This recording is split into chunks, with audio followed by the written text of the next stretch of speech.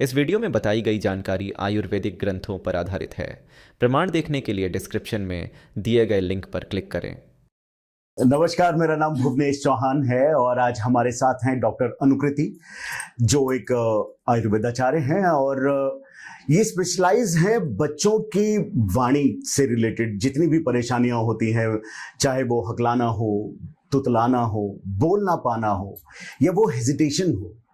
आज हम इस समस्याओं से जितनी भी रिलेटेड चीजें हैं प्रयास करेंगे कि उस पे और डिटेल में बात कर सकें और अंदर तक जा सकें, चाहे वो माता के गर्भधारण से लेके और बड़े होने तक किसी मनुष्य के अंदर वो शब्दों का ना बोल पाना, हकलाना, तुतलाना या बिल्कुल भी ना बोल पाना, वो क्या क्या कारण होते हैं। तो डॉक्टर अनुकृति, आपका बहुत बहुत स्वागत है। डॉक्टर अनुकृति, मैं सबसे पहले ये जानना चाहूंगा कि जो बच्चा जो एकदम नवजात शिशु है, उसके अंदर अगर बोलने की समस्याओं को लेकर किसी भी प्रकार की कोई समस्या आती है कि वो रो नहीं पा रहा है, रुदन नहीं हो पा रहा है, तो उसके क्या कारण हो सकते हैं? क्या वो माता के गर्भधारण से पहले की प्रक्रिया भी उसमें आती है? आप इसमें थोड़ा सा प्रकाश डालें। राइट सर, जब हम आयुर्वेद में इन चीज़ों पे नज़र डालते हैं, जब हम आयुर्वेद में इन चीज़ों के बारे में बात करते हैं, तो आयुर्वेद में एक शब्द का प्रयोग किया गया है जिसे हम कहते हैं बीज। आयुर्वेद के हिसाब से बीज दुष्टि बहुत सारे रोगों का कारण बनती है जो गर्भ से पूर्व ही एस्टैब्लिश हो जाते हैं और माता के गर्भधारण से लेके बच्चे के पैदा होने के बाद से लेके उसकी फर्दर लाइफ को डिसाइड करते हैं कि वो उसमें कैसा रहेगा। तो इसमें कुछ फैक्टर्स हैं जिनके बारे में हम बात करते हैं। बीज की अगर हम बात करें तो वो बीज क्या?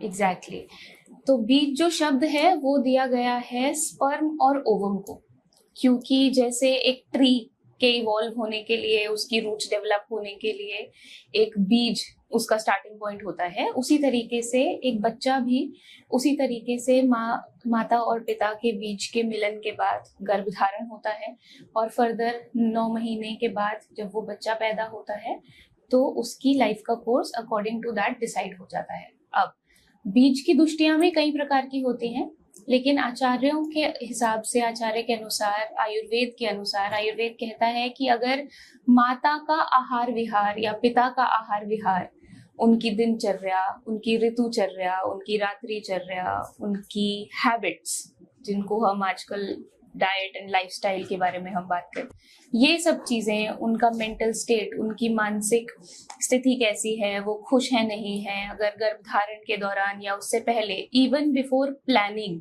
द चाइल्ड, अगर सिचुएशन ऐसी है कि किसी तरीके का कोई मानसिक तनाव है या कोई और प्रॉब्लम्स आ रही हैं उन सब चीजों के बीच में, तो बीज की दुष्टि वहीं से शुरू हो जाती है। इसीलिए कहते हैं कि जब आप फैमिली प्लानिंग करो या आप चाइल्ड प्लान करो, कंसीविंग से पहले भी आपको एक प्रॉपर आहार विहार के साथ अपनी जिंदगी जीनी चाहिए, जिससे फर्दर आप जिस बच्चे को इस दुनिया में लाना चाहते हैं उसको किसी भी तरीके की शारीरिक या मानसिक रूप से किसी भी तरीके की कोई कठिनाई ना आए। तो अगर हम बात महिलाओं के ही करते हैं पहले, कि जो माँ गर्भ को धारण कर रही है उसके लिए नियम, आहार, उसके प्रतिदिन की जो दिनचर्या है, आप उसको थोड़ा सा बताएं जिससे कि हमारे जो व्यूअर हैं, जो महिलाएं हैं, उसको और अच्छे से समझ सकें। बिल्कुल।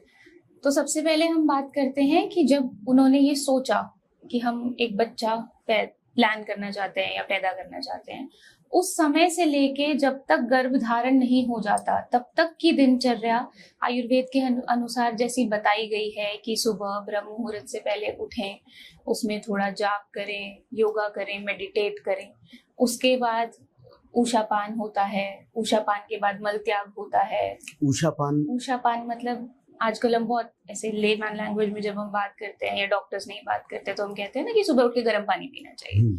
हर चीज के नियम बताए गए हैं आयुर्वेद में। आयुर्वेद ने बहुत प्रिसाइजली अपने शब्दों का इस्तेमाल करके ये कहा है कि ऊषापान मतलब गर्म पानी ही पीना है आपको, उसकी एक क्वांटिटी लिस्टेड है अकॉर्डिंग टू आचार्य चरक, है ना।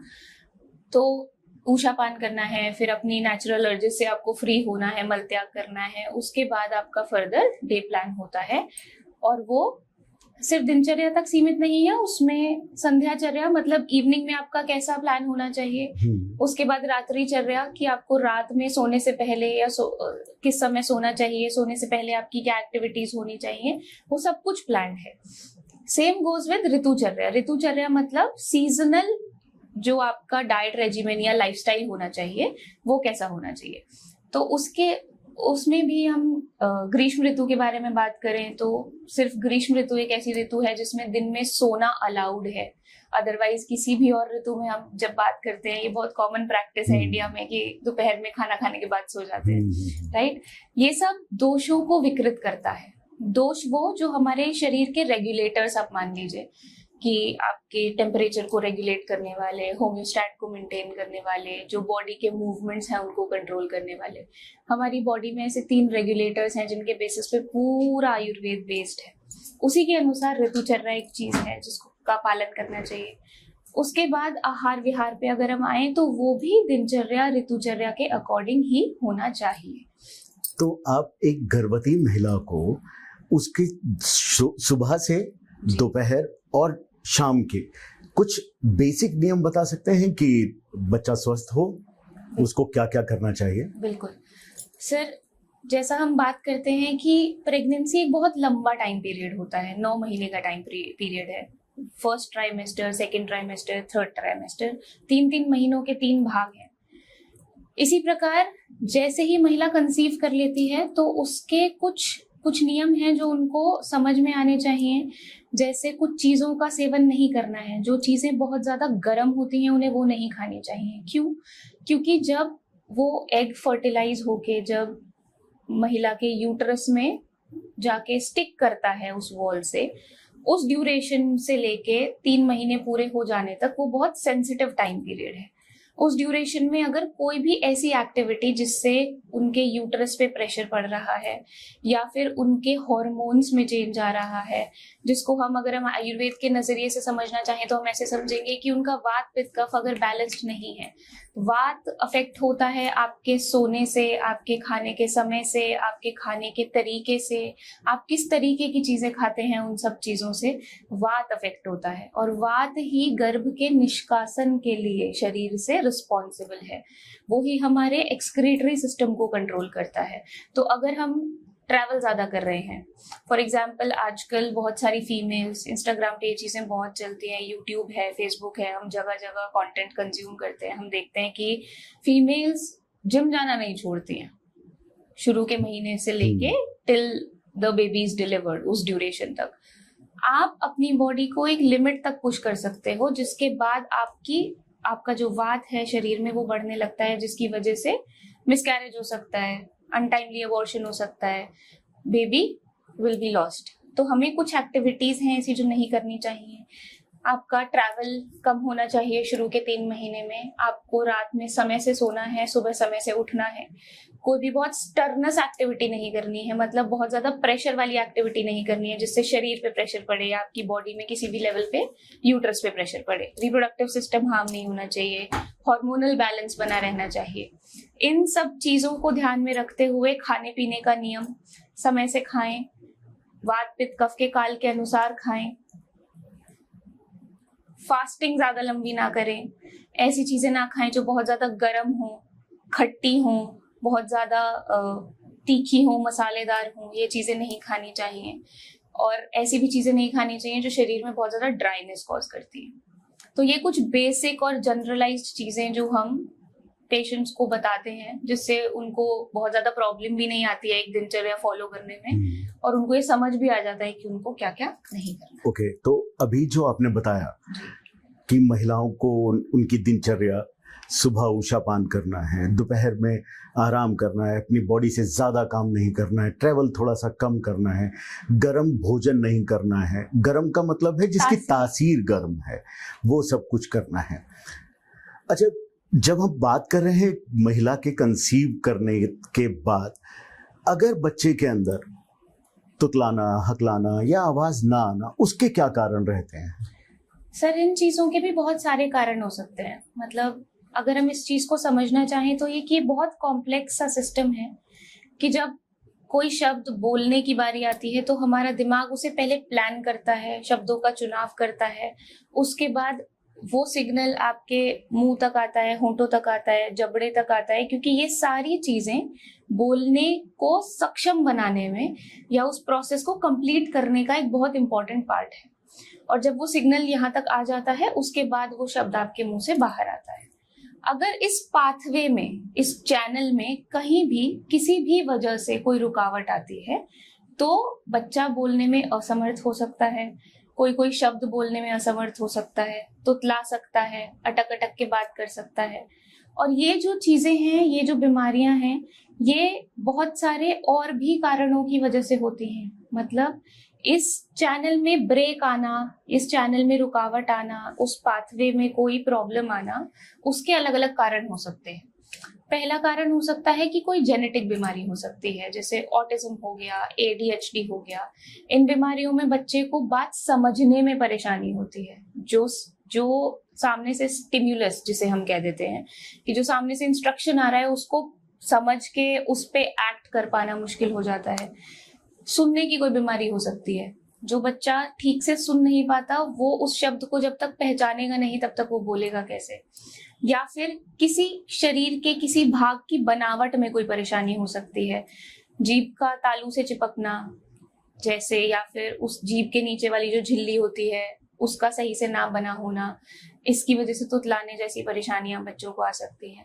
और सबसे इम्पोर्टेंट चीज है कि बच्चे पे प्रेशर पड़ना या बच्चे का स्ट्रेस्ड हो जाना या उसको ये लगना कि वो घबरा गया है किसी सिचुएशन में, डर गया है या परेशान है किसी बात को लेके, इन सब चीजों की वजह से भी बच्चों को बोलने में समस्या आ सकती है।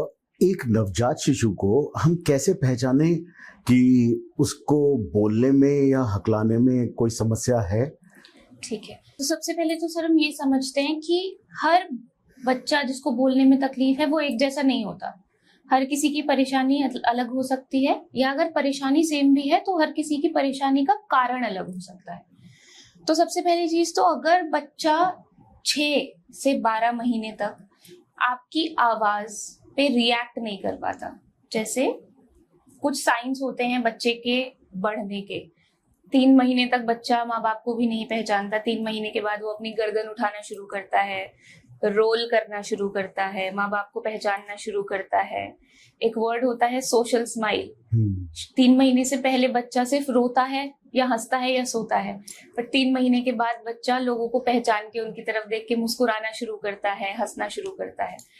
तो ये कुछ चीजें हैं जिनको देख के डॉक्टर समझ पाता है या माँ बाप समझ पाते हैं कि उनका बच्चा सही तरीके से, सही रफ्तार पे बढ़ रहा है या नहीं। तो उसी तरीके से अगर बच्चा 6 से 12 महीने तक आपकी आवाज सुन के, जैसे आप उसका नाम पुकारो या चुटकी बजाओ, ताली बजाओ, अगर बच्चा उस पे देख के कुछ जवाब नहीं दे पा रहा है, देख नहीं रहा है आपकी तरफ, हंस नहीं रहा है, रो नहीं रहा है, बोल नहीं रहा है, बस ऐसे लेटा हुआ है, तो हमें ये समझ आना चाहिए कि उसको सुनने में तकलीफ है, जिसकी वजह से वो आगे उसको बोलने में समस्या आ सकती है। ओके, तो आपका ये कहना है कि अगर किसी बच्चे को सुनने में अगर समस्या है तो उसको बोलने में भी समस्या आ सकती है? बिल्कुल सर, क्योंकि सबसे इम्पोर्टेंट जो चीज होती है वो नर्व कंडक्शन, जिसे हम तंत्रिकाएं कहते हैं। हमारे शरीर में बहुत सारी ऐसी तंत्रिकाएं हैं जो दिमाग से जुड़ी हुई हैं और वो आगे जाके हाथ तक सिग्नल लेके आती हैं, मुंह तक सिग्नल लेके आती हैं, आंखों तक सिग्नल लेके आती हैं, है ना। इसी को हम सेंसरी सिस्टम कहते हैं, राइट। तो हमें ये समझ में आना जरूरी है कि जब बच्चा पैदा होता है तो पहले के समय में आचार्य सुश्रुत ने, आचार्य चरक ने भी ये चीज लिखी है कि बच्चे का रोना बहुत जरूरी है पैदा होने के बाद। उसको रुलाने के लिए नर्स पीछे से पीठ थपथपाती है, पैर पे चूटी काटती है, या किसी भी तरीके से बच्चे का मदर से बाहर आते ही, माँ से बाहर आती है, उसका रोना जरूरी है, जिससे उसके फेफड़े खुलते हैं और उसके दिमाग तक ऑक्सीजन जाती है। अगर बच्चा देर से रोया है तो उस बच्चे के दिमाग में ऑक्सीजन देर से गई है, जिसकी वजह से उसको आगे चल के जब जैसे जैसे वो बड़ा होगा उसको समस्याएं आ सकती हैं, सुनने की समस्या हो सकती है, बोलने की समस्या हो सकती है। तो इसी तरीके से सुनना बच्चे का जरूरी इसलिए है कि वो सुनेगा तो ही वो उस शब्द को समझ पाएगा और उसका जो दिमाग है उसको तब ये सिग्नल दे पाएगा कि ये शब्द समझ के हमने इसको यहाँ पे लॉक कर लिया है, फीड कर लिया है, इसलिए हम उस बात को बोल पा रहे हैं। हाँ, क्योंकि जब सुनेंगे तब हमें शब्दों का पता चलेगा और वो तभी बोल पाएगा। तो हमने अगर इसको मैं थोड़ा सा कन्फाइन करूं तो ये समझ में आता है कि ऑक्सीजन की कमी एक बहुत बड़ा कारण हो सकता है जी। दूसरा, नर्वस सिस्टम के अंदर कोई कमी हो सकती है जी। तो और क्या कारण हो सकते हैं? अगर हम अब नवजात से थोड़ा सा बड़े में लेके आते हैं कि बच्चों में हकलाना, तुतलाना या बोल ना पाने के और क्या कारण होते हैं? सर, हम इस चीज को ऐसे समझते हैं कि बच्चा बिल्कुल ऐसे मिट्टी के घड़े जैसा होता है। हम उसको जैसे बनाना चाहें, जैसे पकाना चाहें कि वो आगे चल के दुनिया के लिए तैयार हो जाए, उसके हिसाब से हम चीजों को करते हैं। हकलाना, तुतलाना, ये जो बीमारियां हैं ये 2 कारणों की वजह से हो सकती हैं। या तो शरीर की बनावट में कोई प्रॉब्लम है, कोई समस्या आ रही है कि सिग्नल उस बच्चे के दिमाग से या कान से वो सुन के उस चीज को समझ नहीं पा रहा है और वो दिमाग से मुंह तक नहीं आ पा रही है बात। या फिर ये कारण हो सकता है कि उसके शरीर की बनावट ठीक है, जीभ सही है, कान सही है, सब ठीक है, लेकिन वो बच्चा इतना घबरा जाता है, मतलब सत्व उसका कमजोर है, जिसे कह सकते हैं आप बच्चा बहुत ही सेंसिटिव, नाजुक है, कि वो डर जल्दी जाता है या वो घबरा जल्दी जाता है या वो बहुत सारे जनों के सामने बोलने से हिचकता है। ये कारण भी हो सकते हैं बच्चे के सही तरीके से बात ना कर पाने के। ऐसी सिचुएशंस में, ऐसी परिस्थितियों में हमें बच्चे को प्रेशराइज नहीं करना चाहिए, हमें बच्चे को डराना नहीं है, बच्चे को टोकना नहीं है, उसकी बात पे ध्यान देना बहुत जरूरी है। बच्चे को ये समझ में आना चाहिए कि जब मैं बात करता हूँ तो ध्यान मुझ पे होता है। इग्नोरेंस बहुत बड़ा कारण है इस चीज का कि बच्चे ढंग से बोल नहीं पाते, तुतलाते हैं, हिचकते हैं। और ये चीज सिर्फ बचपन तक सीमित नहीं रहती, ये चीज आगे चल के 20 साल बाद, 30 साल बाद भी लोगों को परेशान करती है कि वो जब घर पे होते हैं तो वो बहुत आराम से बात कर पाते हैं, जब वो कंफर्टेबल होते हैं तो वो आराम से बात कर पाते हैं, लेकिन जब भी वो किसी मीटिंग में हो, पब्लिक में हो, बहुत सारे लोगों के सामने उन्हें कोई बात करनी हो, तो उसमें वो जो हिचकिचाहट है वो दोबारा से उनके अंदर आती है और वो कुछ शब्दों को साफ नहीं बोल पाते, किसी तरीके की बातें नहीं कह पाते, बोलने में अटकते हैं। तो ऐसी समस्याएं। तो एक चीज हमें ये समझ में आती है कि अगर कोई बच्चा बोल नहीं पा रहा है तो उसमें एक सामाजिक, उसके आसपास का, उसके पेरेंट्स या आसपास के लोगों का एक बहुत बड़ा हाथ हो सकता है उसको ठीक करने में। जी, जी, जी। क्योंकि ये इमोशन से भी जुड़ा हुआ है। बोल ना पाना केवल नर्वस सिस्टम या शारीरिक किसी परेशानी की वजह से नहीं, ये मानसिक परेशानी की वजह से भी होता है। इसके अलावा और क्या कारण हो सकते हैं सर? और हम टेक्निकलिटी जिसे कहते हैं कि अगर आपको घर पे ये समस्या आ रही है, अगर आपने 6 से 12 महीने में ये समझ लिया है कि आपके बच्चे को बोलने में या सुनने में तकलीफ आ रही है, आपका बच्चा कुछ शब्द साफ नहीं बोल पाता या फिर कुछ बेसिक शब्द जैसे माँ पापा नहीं बोल पाता या 18 महीने की उम्र तक आके भी वो 2 शब्द का लाइन नहीं बना पाता, तब आपको ये समझ में आ जाना चाहिए कि आपको इसकी जांच करवाने की जरूरत है। और साथ साथ में ये जरूर ध्यान रखना है कि अगर बच्चे को बोलने में समस्या आ रही है तो उसकी कानों की क्षमता का टेस्ट भी जरूर कराया जाए, ताकि हमें ये समझ में आ सके कि उसकी जड़ क्या है, उस बीमारी की जड़ क्या है। ठीक है। दूसरी चीज, अगर हम डॉक्टर्स की बात पे आए तो हम ये समझ सकते हैं कि किसी भी तरीके की कोई जन्मजात बीमारी हो सकती है, कोई जेनेटिक डिसऑर्डर जिसे हम कहते हैं वो हो सकता है। जैसे मैंने पहले कहा कि ऑटिज्म हो सकता है, ADHD हो सकता है, या फिर बच्चे का जो बोलने का तरीका है उस तरीके में उसकी जीभ सही जगह पे टच ना हो रही हो, या उसके जबड़े की बनावट ऐसी हो कि वो जबड़ा, जब वो बच्चा बोलता है तो वो जबड़ा उस तरीके से मूव नहीं कर पा रहा है, चल नहीं पा रहा है कि उसको वो शब्द बोलने में तकलीफ आ रही है। या फिर हम ये समझ सकते हैं कि उसको दिमागी तौर पे वो बच्चा थोड़ा धीरे चीजें समझता है। ठीक है।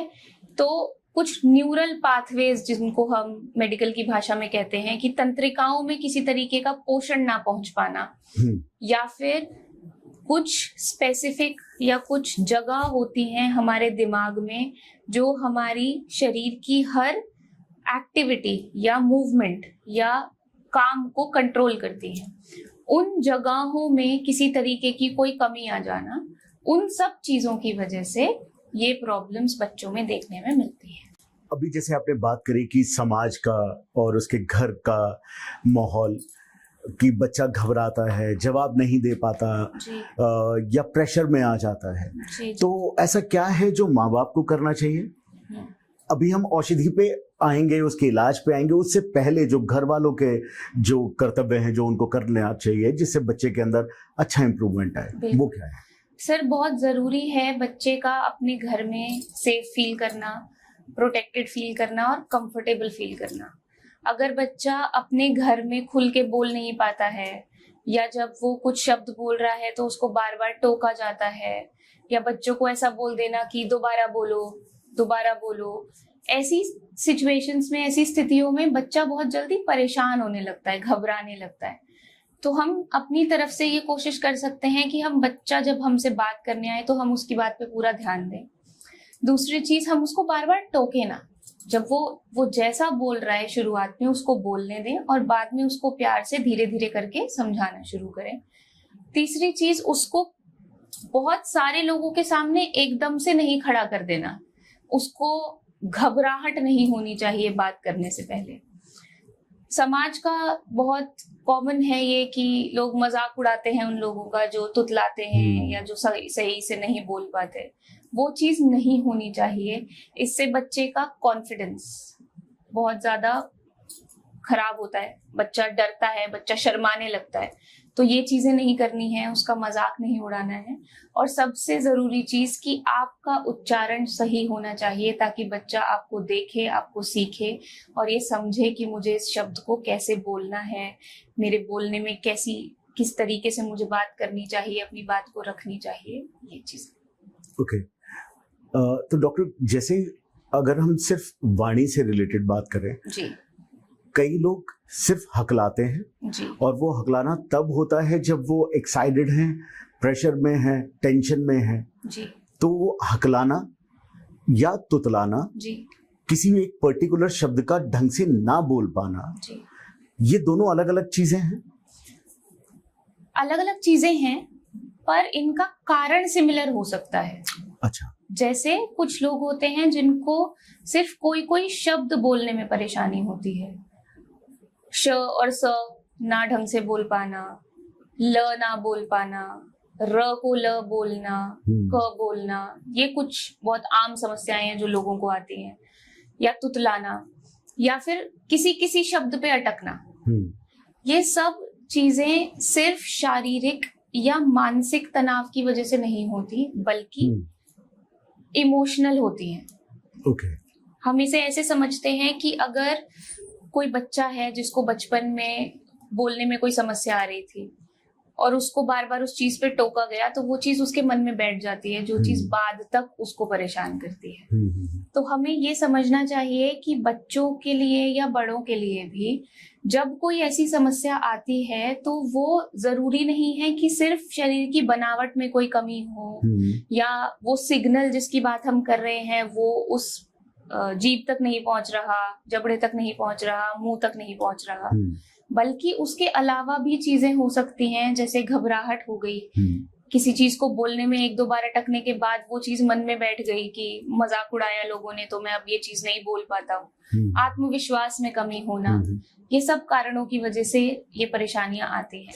तो इसको हम रोग में कंसीडर ना करके अगर सामाजिक तौर पे भी अगर किसी के बच्चे के अंदर ये समस्या आ रही है तो सबसे महत्वपूर्ण, औषधि से भी महत्वपूर्ण जी, ये सभी चीजें हैं कि उससे शांति से बात की जाए, उसकी बात पूरी सुनी जाए, उसका मजाक ना उड़ाया जाए और आराम से उससे बैठ के बात की जाए।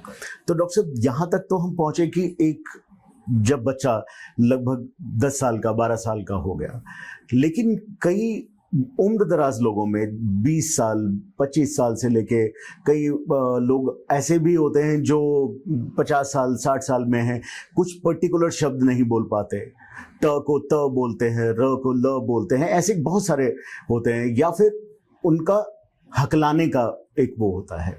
तो अब जब वो बड़े हो चुके हैं तो अब उसके लिए हम क्या इलाज कर सकते हैं? ये क्या वहां पे भी मानसिक चीजें इंक्लूड करेंगे या फिर हम अब औषधियों की बात करेंगे? सर, आयुर्वेद का एक बहुत सिंपल सा रूल नियम है कि किसी भी बीमारी को खत्म करने से पहले उसकी जड़ तक पहुंचना बहुत जरूरी है। ये जानना बहुत जरूरी है कि बीमारी शुरू कैसे हुई थी, उसके क्या कारण थे। अब अगर हम हकलाना तुतलाना इन सब चीजों की बात करें या हम गूंगेपन की भी बात करें, तो हमें ये समझ में आना बहुत जरूरी है कि ये इस चीज की शुरुआत कैसे हुई थी। किसी तरीके की कोई चोट लगी, चाहे वो जबड़े में लगी हो, जीभ में लगी हो, या मानसिक चोट हो, या फिर दिमाग में चोट लगी हो, कोई एक्सीडेंट हो गया हो, कोई इन्फेक्शन हुआ हो जिसने आपके ब्रेन को अफेक्ट किया हो, जिसकी वजह से दिमाग में इन्फेक्शन पहुंचा हो, उसकी वजह से तंत्रिकाएं कमजोर पड़ गई और उसकी वजह से कोई समस्या आई, या फिर कोई जेनेटिक प्रॉब्लम है। कुछ सिंड्रोम्स होते हैं जैसे डाउन सिंड्रोम है, क्लाइनफेल्टर सिंड्रोम है। ऐसी सिचुएशंस, ऐसी चीजें, ऐसे मरीज भी हम देखते हैं। और कुछ कई बार सिर्फ मानसिक कारण भी हो सकते हैं। कुछ लोग होते हैं जो उस चीज से बाहर आ जाते हैं और उस चीज पे धीरे धीरे प्रैक्टिस करके, क्योंकि बहुत सारे केसेस में अगर ढंग से स्पीच थेरेपी दी जाए या बार बार प्रैक्टिस किया जाए तो ये बीमारियां, जिनको हम इन्हें बीमारियां कहें या कंडीशंस कह लीजिए, दोष कह सकते हैं कि वाणी में कोई दोष है, उसको ठीक किया जा सकता है। लेकिन अगर आपको ये समझ में आ गया है कि आप हर तरीके से घर पे या अपने साथी संबंधियों से सलाह लेके या किसी की सलाह से आपने हर वो काम कर लिया है जिससे आप कोशिश कर सकते थे कि ये परेशानी आपकी चली गई हो, तो आपको ये समझ में आ जाना चाहिए कि आपको एक प्रोफेशनल के पास, एक डॉक्टर के पास जाके जांच कराने की जरूरत है। और उसके बाद वो डॉक्टर डिसाइड करके आपको बता सकता है कि ब्रेन के कोई सिग्नल में प्रॉब्लम आ रही है या फिर किसी ऐसी चीज में दिक्कत आ रही है जो हमने नजरअंदाज कर दी हो। अब वो आपका खाना पीना, आपका आहार विहार, दोनों चीजें भी हो सकती हैं। आपका स्ट्रेस, आपका किसी चीज के बारे में तनाव लेना या आपका जल्दी घबरा जाना, ये चीजें भी हो सकती हैं, या जन्म से जुड़ी कोई बीमारी भी हो सकती है। अभी जब आपने बताया तो इसमें एक बात का जिक्र करा कि थेरेपी, स्पीच थेरेपी, थोड़ा उसके विषय में बताएं कि कई ऐसे लोग भी होंगे जो इस पॉडकास्ट को देखेंगे और वो चाहेंगे कि कुछ आप उसका गाइडेंस करें। बिल्कुल सर, स्पीच थेरेपी से हमें ये समझना चाहिए कि कुछ केसेस होते हैं, कुछ बच्चे ऐसे होते हैं जिनमें हम उनको सिखाते हैं उस चीज को कैसे समझना है, कैसे बोलना है, किस तरीके से वो चीज, वो बच्चा या वो मरीज किस तरीके से वो चीज समझ पाता है, हमें ये समझ में आना बहुत जरूरी है। तो जब हम थेरेपी की बात करते हैं तो वो मेडिसिन जैसा ही है। मतलब दो तरीके की थेरेपी होती है। एक होती है फिजिकल थेरेपी, जिसको हम मेडिसिन के थ्रू, दवाइयों के थ्रू दे सकते हैं, या कोई सर्जरी हो गई, या जिसमें इंसान फिजिकली, इंसान खुद, डॉक्टर खुद कोई इलाज करता है। दूसरी चीज होती है ओरल थेरेपी, जिसको हम ऐसा समझ सकते हैं कि बोलने के माध्यम से हम किसी को समझाएं, या सिर्फ काउंसलिंग जिसको आजकल हम बोल देते हैं कि पेशेंट को अपने पास बुलाकर उसको कंफर्टेबल करना, उसको ये समझाना कि परेशानी कहाँ से शुरू हुई है, कैसे शुरू हुई है, ये सब चीजें। तो सत्ववाज्य चिकित्सा आयुर्वेद में की जाती है, जिसमें हम साइकोलॉजिकल, मतलब मानसिक कारणों पे और इमोशनल कारणों पे, जो आपके इमोशन से जुड़ी हैं, आपकी भावनाओं से जुड़े कारण हैं, उन पे काम करते हैं। तो उन्हीं थेरेपीज के माध्यम से हम पेशेंट की परेशानी को समझ सकते हैं। उन्हीं थेरेपीज के माध्यम से हम पेशेंट को ये समझा सकते हैं कि ये बीमारी नहीं है, ये सिर्फ एक दोष है और ये इस चीज की वजह से दूर हो सकता है। और इसमें बहुत सारी चीजें हम इंक्लूड कर सकते हैं, जैसे प्रैक्टिस सेशंस होते हैं। मतलब वो जिस डॉक्टर के पास, जिस थेरेपिस्ट के पास पेशेंट जा रहा है, वो उन्हें कुछ एक्सरसाइज देता है। जैसे बच्चों को होमवर्क मिलता है, वैसे कुछ एक्सरसाइजेस होती हैं जो पेशेंट को करनी होती हैं। किसी शब्द की बार बार प्रैक्टिस करना, और बहुत कॉमनली एक यूज्ड प्रैक्टिस है कि पेन या पेंसिल को दांतों के बीच में फंसा के बात करने की कोशिश करना, जिससे जो आपकी वाणी है वो और शुद्ध होती है, वो दोष निकल जाता है। किसी भी चीज को लंबे समय तक ना बोलते हुए बार बार उसको थोड़े थोड़े इंटरवल्स पे प्रैक्टिस करना, थोड़े थोड़े समय में प्रैक्टिस करना, ऐसी बहुत सारी चीजें हैं जो हम इस थेरेपी में इंक्लूड कर सकते हैं। इस थेरेपी में कुछ एक्सरसाइजेस, योग, प्राणायाम कुछ? हाँ, अगर आपको डॉक्टर ने ये सब सजेस्ट किया है, बताया है कि आपकी जो परेशानी है वो शारीरिक है और मानसिक नहीं है, या फिर शारीरिक मानसिक दोनों कारणों की वजह से वो हो गई है, तो ऐसे बहुत सारे योगा प्राणायाम हैं जिनको हम करते हैं, जिनको हम पेशेंट्स को बताते हैं करने के लिए।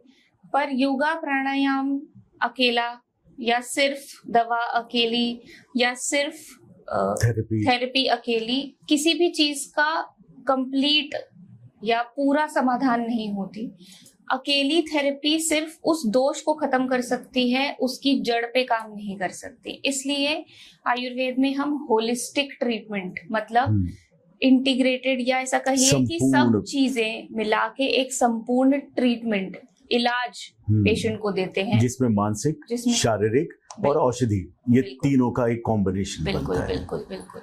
इसमें योग प्राणायाम भी आता है, दवाई भी आती है, थेरेपी भी आती है। आपने जैसे बताया कि हमारे पास केवल अगर वाणी से जुड़ी हुई कोई भी समस्या है तो वो मानसिक भी है जी, वो शारीरिक भी है जी, वो सामाजिक भी है जी।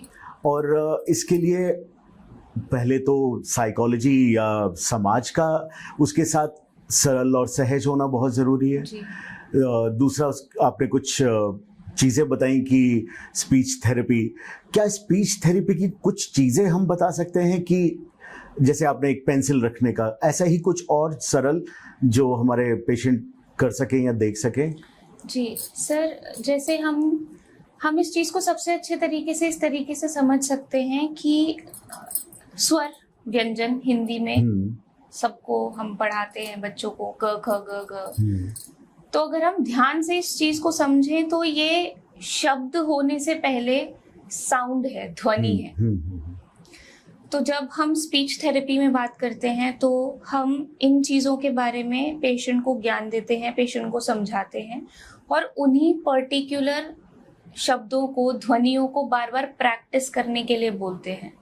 जैसे क की जो साउंड है वो कंठ से आती है, तो पेशेंट को वो वाले स्वर या व्यंजनों की प्रैक्टिस कराना जिनको बोलने में उन्हें समस्या आ रही है। ये तब हो सकता है जब उसको कोई रचनात्मक परेशानी नहीं है, मतलब उनकी जीभ बिल्कुल सही है, पूरी बाहर आती है, चिपकती नहीं है तालू से या गले से, या जीभ के नीचे से नहीं चिपकती है। दूसरी चीज, जबड़ा सही तरीके से खुलता है, बंद होता है, जबड़ा चलाने में कोई परेशानी नहीं आती। कभी कभी सिर्फ एक बहुत छोटी सी चीज, जिसे मैं कह सकती हूँ जीभ का गलत जगह पे पड़ना भी शब्द को गलत तरीके से बाहर ला सकता है। जैसे जब हम ल बोलते हैं या त बोलते हैं, इन दोनों शब्दों में फर्क है। जब हम त बोलते हैं तो हमारी जो जीभ है वो दांतों के बिल्कुल पीछे तालू पे टच होती है। जब हम म बोलते हैं तो हमारी नाक और मुंह दोनों से आवाज आती है, होंठ बंद हो जाते हैं। ऐसे ही जब हम व बोलते हैं तो हमारे जो दांत हैं वो हमारे होठों के पास आते हैं। तो ऐसी कुछ चीजें हैं जिनको हम स्पीच थेरेपी में इंक्लूड करते हैं और इससे हम ये भी समझ पाते हैं कि पेशेंट को परेशानी आ किस वजह से रही है, और हम पेशेंट को ये समझा भी पाते हैं कि उसको क्या प्रैक्टिस करना है। अब हम अगर आयुर्वेद की बात करते हैं, अब हम बात करते हैं आयुर्वेद की जी। आयुर्वेद में जो जड़ी बूटियां हैं या औषधियां हैं, उसमें कितना बड़ा रोल रहता है किसी वाणी से जुड़ी हुई समस्या के समाधान के लिए? बिल्कुल सर, हम इस चीज को ऐसे समझते हैं कि आयुर्वेद में वाणी सिर्फ ऐसे एक सिस्टम या एक छोटी सी चीज नहीं है। इसमें 5 बहुत जरूरी चीजें जुड़ी हैं जो मिलके उस वाणी को आपके मुख से बाहर निकालने का कार्य करती है। तो हम बात करेंगे सबसे पहले प्राण वायु की। प्राण वायु, ठीक है। वात पित्त कफ में तीनों के 5-5 प्रकार हैं और हर एक का प्रकार किसी न किसी तरीके से आपके शरीर का कोई ना कोई भाग को संचालित करता है और उसे नियंत्रित करता है और उसे सही रूप से कार्य करने में मदद करता है। ऐसे ही वात के 5 प्रकार हैं, उनमें से एक प्रकार है प्राणवायु, जो क्या करती है कि शरीर में प्राण का संचार करती है। मतलब वो शरीर में मॉडर्न के हिसाब से या आसान भाषा में समझाने के लिए मैं कहूंगी ऑक्सीजन का संचार करती है एक। दूसरा वो मस्तिष्क में, कंठ में और उर मतलब चेस्ट रीजन में रहती है, उसका स्थान है। तो वो यहाँ की चीजों को संचालित करने का काम करती है। तो पहला काम तो ये कि जब कोई शब्द बोलने की बात आती है तो प्राणवायु आपके मस्तिष्क को उस शब्द को समझने में और उस शब्द के लिए जो तैयारी चाहिए उसको बोलने में, उसको नियंत्रण करने का काम करती है। दूसरी उदान वायु होती है।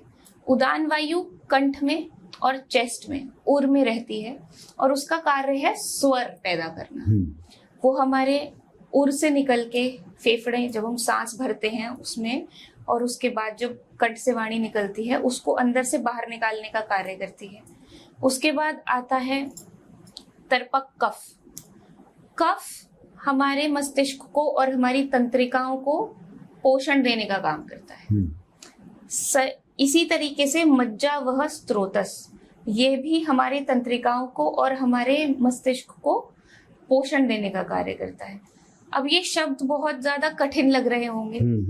आयुर्वेद में इसको समझने का बहुत सरल सा तरीका है वात पित्त कफ के अनुसार।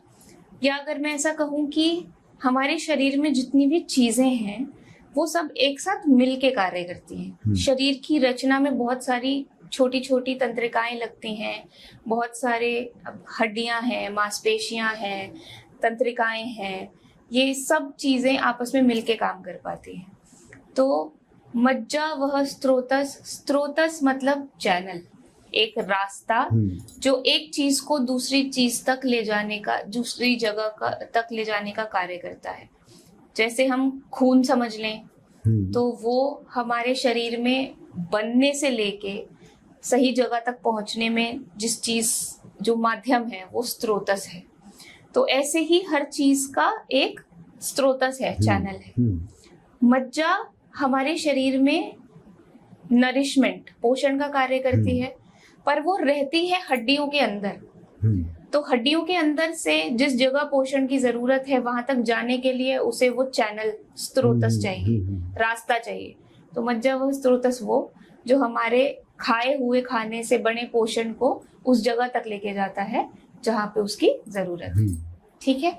ऐसे ही मनोवह स्त्रोतस, मनोवह स्त्रोतस वो जो हमारे तंत्रिकाओं में और तंत्रिकाओं के माध्यम से हमारी सोची हुई बात को उस जगह तक लेके आने का काम करता है। बहुत सरल सा एग्जांपल अगर मैं दूं तो मेरा ये हाथ हिलाना, हाथ चलाना या बोलना पहले यहाँ शुरू होता है दिमाग में, उसके बाद वो सिग्नल मेरे हाथ तक आता है, तब मेरा हाथ हिलता है।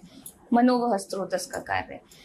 इनमें अगर किसी भी तरीके की कोई रुकावट आती है जो कि हमारे खान पान से, हमारे आहार से, हमारे विहार से, दिनचर्या से, ऋतुचर्या से जुड़ी है, क्योंकि हम अगर उसका पालन नहीं करेंगे तो हमारे शरीर में पोषण नहीं बनेगा, पोषण नहीं बनेगा तो शरीर काम नहीं कर पाएगा और शरीर के रेगुलेशन में, काम करने के तरीके में रुकावट आएगी।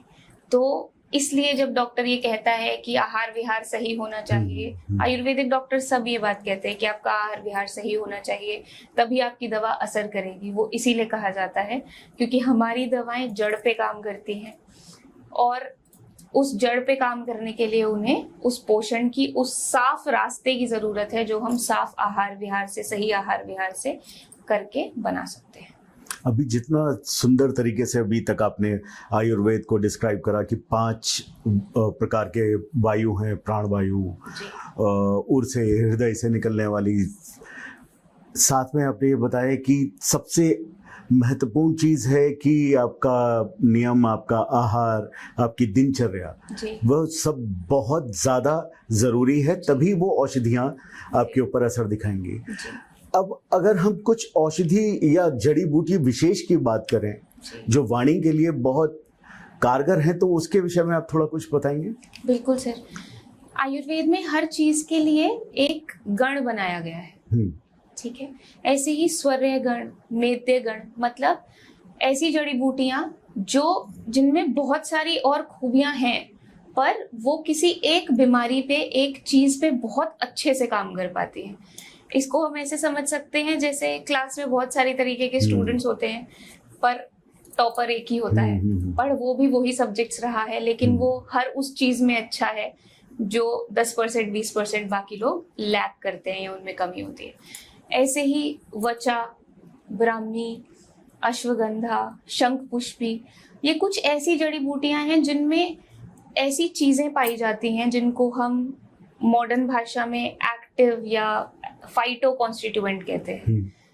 हर जड़ी बूटी में एक ऐसी चीज होती है, एक ऐसा इंग्रेडिएंट या ऐसी ताकत होती है जिससे वो एक बीमारी, एक पर्टिकुलर बीमारी पे काम करके उसको जड़ से खत्म कर सकता है, अगर वो सही तरीके से, सही परसेंटेज में, सही रूप में, सही फॉर्म, मतलब पाउडर में, जूस में या पेस्ट में, क्या फॉर्म उसकी, क्या तरीका उसको बनाने का जो शरीर में आसानी से जा सके, शरीर उसको आसानी से सोख कर सके या उसको अब्जॉर्ब कर सके, और जहाँ ज़रूरत है वहाँ बहुत सरल रूप में पहुँचा के उसको कारगर बना सके।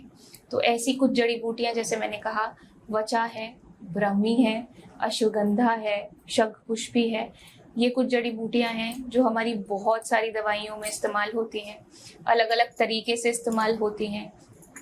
और आयुर्वेद की एक बहुत खूबसूरत बात कि हम किसी भी चीज़ को छोड़ते नहीं हैं।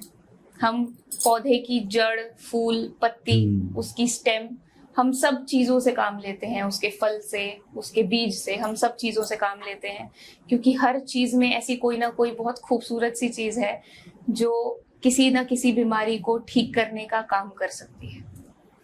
औषधियों को जो आप बता रहे हैं कि शंखपुष्पी है, वचा है, और जो आपने बताई, ये सभी के लिए इसका कोई साइड इफेक्ट या किसी प्रकार का कोई दुष्प्रभाव है? साइड इफेक्ट तो गलत शब्द का चुनाव हो गया है, मैं कहूँगी, क्योंकि कोई भी चीज़, हर चीज़ का एक बुरा और एक सही साइड होता है। जो चीज़ फायदा करती है वो सही रूप में, सही प्रमाण में इस्तेमाल की जाए तो फायदा करती है, गलत प्रमाण में, गलत तरीके से इस्तेमाल होगी तो नुकसान करेगी। और ये काम बखूबी आयुर्वेद के डॉक्टर्स कर पाते हैं कि वो हर जड़ी बूटी को सही प्रमाण में, सही उम्र के हिसाब से, सही दोष देख के, हमारे आयुर्वेद में एक दशविध परीक्षा होती है जिसमें हम 10 चीज़ों की परीक्षा करते हैं किसी भी मरीज को दवा देने से पहले। तो उन सब चीज़ों को ध्यान में रखते हुए कोई भी दवाई बनाई जाती है। उसका प्रमाण हर एज ग्रुप के लिए, हर उम्र के लिए अलग होता है, और हर पेशेंट के लिए ज़रूरी नहीं है कि 2 पेशेंट जो मेरे पास आए हैं सेम समस्या लेके, उनका कारण भी सेम हो, उनका कारण भी एक जैसा हो। अलग अलग कारणों में अलग अलग जड़ी बूटियां दी जाती हैं। पर जैसा मैंने कहा कि एक टॉपर होता है जो सब चीज पे काम करता है, ऐसे ही जो कुछ मेद्य रसायन होते हैं वो इन चीजों पे काम कर पाते हैं, क्योंकि उनके जो नुकसान हैं वो बहुत दूर हैं उनसे, मतलब वो शरीर में जाके फायदा ही करते हैं। जैसे एग्जाम्पल की बात करें तो आंवले का एक पर्यायवाची शब्द है आयुर्वेद में धात्री। धात्री का मतलब माँ होता है, जो नरिश करता है, जो पोषण देता है, उसमें कोई खराबी नहीं है। पर अब कोई लगातार बहुत लंबे समय तक गलत प्रमाण में उसका सेवन करेगा तो कहीं ना कहीं उसको कोई ना कोई परेशानी हो सकती है। इसीलिए जड़ी बूटियों का सेवन हमेशा वैद्य की या डॉक्टर की अनुमति से किया जाए तो बेहतर रहता है। जैसे आयुर्वेद में कहा भी गया कि अत्यधिक किसी भी चीज की मात्रा निषेध है, चाहे वो पानी ही क्यों ना हो। बिल्कुल। अब इस पॉडकास्ट के अंत में आप हमारे दर्शकों से क्या बात करना चाहेंगे? एसएस हर्बल की जो वाणी की जो औषधि है उसके विषय में थोड़ा बता के इस पॉडकास्ट को हम अंत करेंगे। जी सर, मैं ये कहना चाहूँगी कि स्पीच डिसऑर्डर्स या वाणी से संबंधित जो बीमारियां हैं वो सिर्फ बीमारियां नहीं हैं, वो कहीं ना कहीं आपके आहार विहार से, आपके दिनचर्या से, आपकी ऋतुचर्या से, जैसा आयुर्वेद में कहा गया है, जुड़ी होती हैं। किसी भी बीमारी को बनने में एक दिन नहीं लगता, ऐसे ही ठीक होने में भी एक दिन नहीं लगता। हर चीज़ समय लेती है और उसी तरीके से हर दवाई आपके आहार विहार से जुड़ी है, क्योंकि आपको उसको बदलने में समय लगेगा। ऐसे ही एसएस हर्बल्स की एक बहुत प्यारी फॉर्मुलेशन जिसे आयुर्वाणी के नाम से हम जानते हैं, उसमें हमने ऐसी जड़ी बूटियों का इस्तेमाल किया है, जैसे मैंने अभी नाम लिया, वो सिर्फ जड़ी बूटियां नहीं हैं, वो रसायन है। रसायन वो होता है जो आपके शरीर की हर एक कोशिका को वापस से उस जीवित कर सकता है। तो ऐसे रसायन हैं जैसे अश्वगंधा है, ब्रह्मी है, शंखपुष्पी है, वचा है, ऐसी बहुत सारी चीज़ें हैं जिसको हमने इस्तेमाल किया है और वो हर उस बीमारी पे काम कर सकती है जिसके बारे में हमने आज बात करी है। लेकिन आपको ये समझ में आना बहुत ज़रूरी है कि आपको मदद चाहिए। आप अपनी बीमारी को सही समय पर हमारे पास लेकर आएंगे तो हम उसका सही समय से बहुत अच्छे से इलाज कर पाएंगे। लेकिन अगर आपकी बीमारी बहुत पुरानी है तो उसको ठीक होने में समय लगेगा। आयुर्वाणी से हमने बहुत सारे ऐसे पेशेंट्स ठीक किए हैं जिनमें ऐसी समस्याएं थी, आगे भी करते रहेंगे। लेकिन आपका ये समझना बहुत ज़रूरी है कि किसी भी चीज़ का कोई ऐसा प्रॉमिस, ऐसा वादा जो आपके संतुलन में है चीज़ें, जो हमारे नियंत्रण में है चीज़ें, उनसे बाहर नहीं होता। आपके लिए ये जानना ज़रूरी है कि दवा सिर्फ तब काम करती है जब आप उसको सही तरीके से, सही प्रमाण में, सही समय पे, सही आहार विहार के साथ लेते हैं। और ऐसी कोई बीमारी नहीं है जिसका इलाज नहीं किया जा सकता। हमने ऐसे स्पीच डिसऑर्डर्स के, वाणी से संबंधित समस्याओं के बहुत सारे केसेस देखे हैं जो सिर्फ अगर सही समय पे हमारे पास आ जाएं तो सिर्फ स्पीच थेरेपी या फिर सिर्फ बोलने की समस्याओं को ठीक करने के लिए जो हम एक्सरसाइजेस बताते हैं उनसे भी ठीक हो सकते हैं। लेकिन अगर कोई समस्या ऐसी है जिसमें आपको डॉक्टर की सलाह की ज़रूरत है, जिसकी आपको जांच कराने की ज़रूरत है, तो वो जांच कराए बिना और दवाइयों के बिना ठीक नहीं होती। इसलिए हर चीज़ ज़रूरी है, समय पे होनी, समय से करनी और सही तरीके से की जाए। नमस्कार।